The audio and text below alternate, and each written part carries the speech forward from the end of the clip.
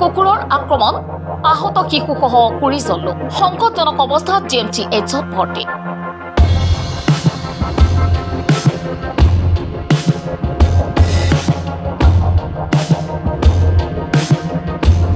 বৰপেটা জিলাৰ হাউলি থানাৰ অন্তৰ্গত কুজাৰপিঠত কুকুৰৰ আক্ৰমণক কেন্দ্ৰ কৰি বিৰাজ কৰিছে তীব্ৰ আতংক। জানিব পৰা মতে শনিবাৰে ৰাতিপুৱা ঈদৰ আনন্দ উল্লাসৰ মাজতে ক'ৰবাৰ পৰা গৰাকীবিহীন কুকুৰ এটা আহি 5 বছৰীয়া ৰিংকু আৰু মাতৃ আয়েছা খান নামৰ এটি 1.5 বছৰীয়া কন্যা শিশু মাতৃ নাজমা বেগম সহ 20ৰো অধিক লোকক কামুৰি আহত কৰে। পিছত আটাই কেইগৰাকীকে চিকিৎসালয়লৈ নিয়া হয়। চিকিৎসাৰ অন্তত বাকীসকলক ঘৰলৈ পঠিয়াই দিয়ে। ইয়াৰে চকু মুখে কামোৰা ৰিংকু সহ 3জনক সংকটজনক অৱস্থাত GMCHত ভৰ্তি কৰোৱা হৈছে। স্থানীয় ৰাইজে আৰু জানিবলৈ দিয়া মতে পাকা বেতবাৰী সমষ্টিৰ অন্তৰ্গত কুজাৰপিঠ খলিহাৰ দলং খান্দাৰপাৰ কঁঠালৰ তাৰি আদি কেইবাখনো গাঁৱত শনিবাৰে দিনৰ প্ৰায় 10 মান বজাত গৰাকীবিহীন কুকুৰৰ আক্ৰমণত কণমানি শিশুকে ধৰি 20 গৰাকীকৈ লোক আহত হয়। আক্ৰমণকাৰী কুকুৰটোৱে ঘটনা সংঘটিত কৰি কেনি পলাল ৰাইজে ইয়াৰ কোনো সংসূত্ৰ উলিয়াব পৰা নাই।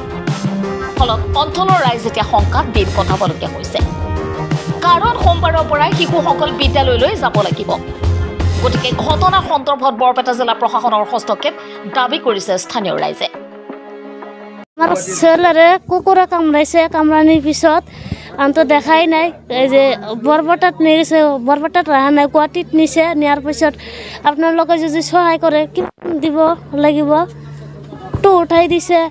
আপনালোকে যদি কিবা যদি সহায় করে থাকিব হব তাহলে তো ধন্যবাদ জানাবো। কবা ঘটনা মানে আমি তো সকলো মানুহবিলাকে মানে আতংকিত হৈ গৈছোঁ যে এনেকুৱা অকস্মাত মানে নতুন কুকুৰ ক'ৰ পৰা ওলালে কোনো গাঁৱৰ মানুহে পোহা নাই।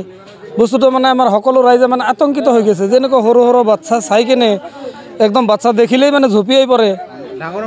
ডাঙৰ মানুহ কামুৰিছে, তাৰ লগত মোৰ ভাতিজা এজন আছে, মানে বিৰাট বেয়াকৈ কামুৰিছে।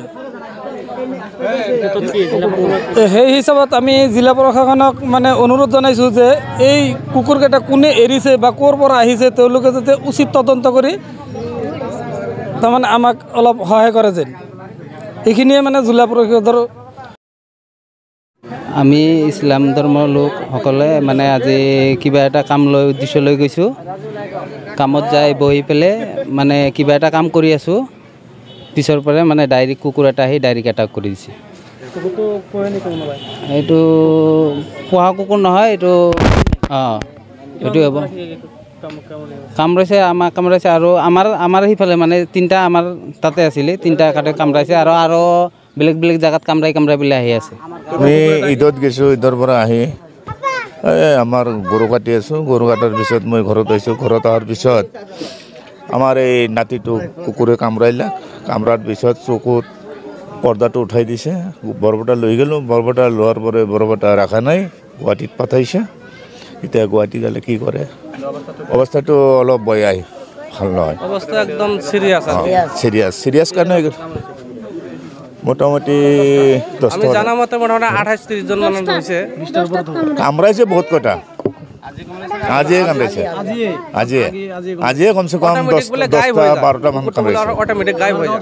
এই জানামতে আজি এটা চাওঁ ভয়ংকৰ এটা কেছ।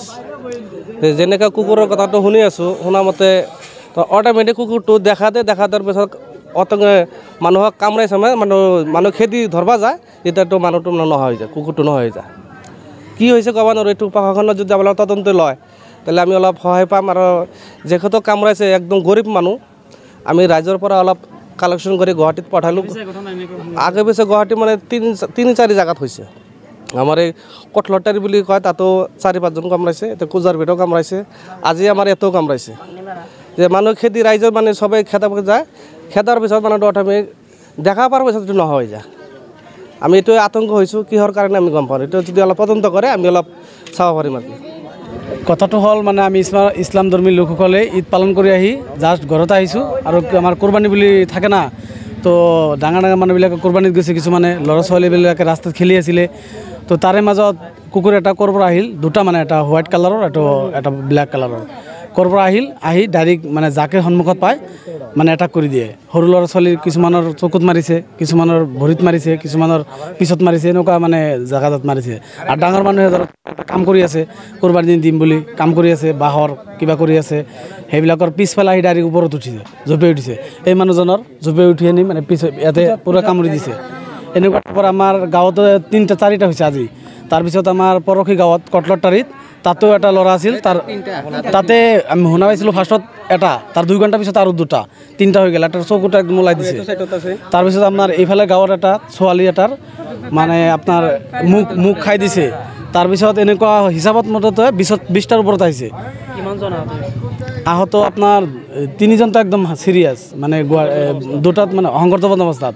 বৰপেটাত পঠোৱা হৈছিল 2জনক, তাৰ পৰা এটাত ৰাখিছিল আৰু এটাত প্ৰেৰণ কৰি দিছিল গুৱাহাটীত। মানে বৰপেটাত কাম হোৱা নাই, চকু মানে একদম বেয়া হৈ গৈছে। কিমানজন মানে 20ৰ ওপৰত হ'ব। ইয়াতে কিছুমান চিৰিয়াছ হৈছে, কিছুমান আপোনাৰ ধৰক অলপ কিবা কিবি মানে বেজি তেজি দিয়ে না, সেইবিলাক দিলে হৈ যাব মানে।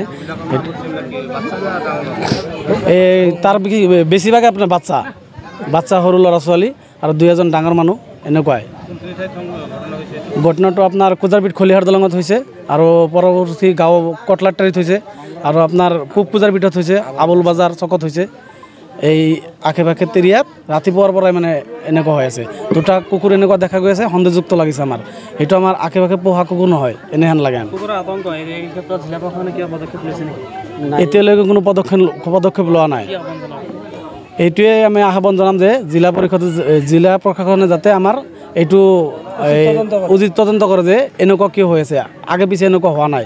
যে হঠাৎ মানে আজি ঈদৰ দিন ডাইৰেক্ট এনেকুৱা কিছু আহিছে, কুকুৰে কামুৰি আছে চাৰিওফালে। কুকুৰৰতো মেইন খাদ্য জানে আপোনালোকে, মাংস হয়, গৰু মাংস। এই কিন্তু আমি ঈদ পালন কৰি আছোঁ, গৰু মাংস য'তে ত'তে পোৱা যায়। এই মানুহ যদি গৰুৰ হাতত যদি গৰু মাংস লৈয়ে যায়, তথাপি সেই গৰু মাংসত মুখ নিদিয়ে, মানুহৰ শৰীৰতে এটাক কৰে ডাইৰেক্ট। এনেকুৱা হৈছে আজি ডাইৰেক্ট আমাৰ গাঁৱত। কুকুৰে মানে অলপ সময় চাওঁ, গায়ব হৈ যায়, আকৌ 1-2 ঘণ্টাৰ পিছত ওলায়। এইখিনি এৰিয়াতে আমাৰ গাঁৱতে কুজাৰপিঠতে। এটা ক'ৰবাত লুকাই থাকে, আছোঁ মানে হঠাৎ ইমান ওলাই আহে। আমি বহুত চেষ্টা কৰিছোঁ, ধৰিব পৰা নাই মানে এইটো।